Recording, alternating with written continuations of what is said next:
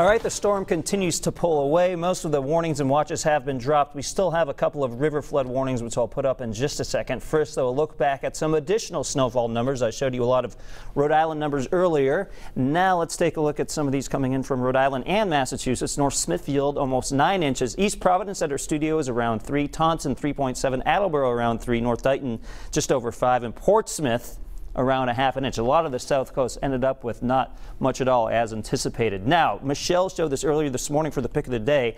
I thought it deserved an encore performance. This is from Burrville, from Kayla, and you can see a beautiful scene. Now, sometimes scenes like this can be dangerous because you have a lot of that heavy wet snow weighing down the branches. Now, contrast this with this picture from Narragansett. That really tells the story of the storm, where we have, you know, a blanket of white with over a foot of snow in some parts of northern Rhode Island to pretty much nothing down to pavement and the grass here in Narragansett. A shaky camera here with some breezes going on in North Kingstown. This kind of sums up the day with a lot of clouds, occasionally a rain or snow shower, but most of that will stay up here towards eastern Massachusetts, northern Massachusetts, and New Hampshire and Maine. Still quite a storm going on here in Maine, so the only way you'd really encounter that is if your day has you traveling up to this area.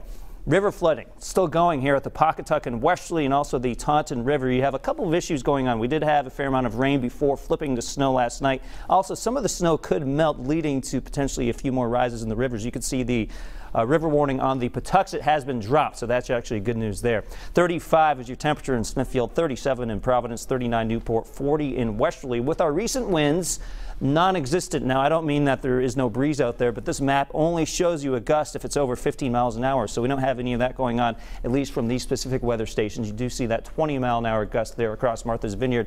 That being said, we still could bring in a 25 or 30-mile-an-hour wind gust for the rest of the afternoon, as shown by this map. This is around 3 p.m. So if you know about a weak tree or branch near your house, especially if it has some heavy snow on it, you may want to stay away from that because it's not completely calm really today. By this evening, we do slacken up the winds quite a bit, especially after midnight.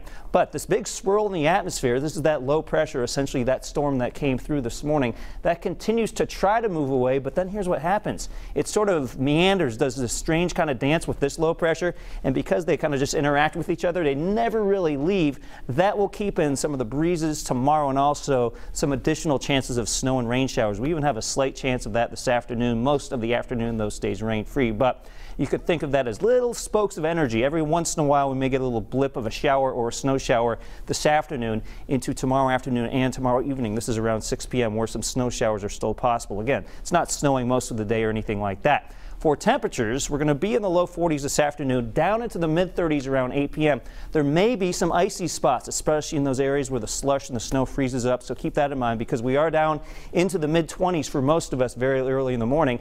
And then here's that next storm that we've been tracking. Most of our data keeps it just offshore, but close enough where we have to watch it carefully. In fact, this particular solution does get it close enough to bring in some snow and wind and some rain. The trend has been, especially this winter, where initially it looks like those storms will stay offshore. They end up trending a little closer. That's why we are putting at least a little bit of rain and snow in the forecast, as way too early to write that one off. In fact, you could see as we go towards the end of the weekend into Monday and Tuesday, it could be kind of a messy situation. Way too early to go into, potential snowfall amounts, wind speeds, things like that. But it could be another coastal storm, Danielle, exactly what we don't need, so we will keep you updated on that. All right, Pete, thank you. And now we want to let you know what we're working on for stories.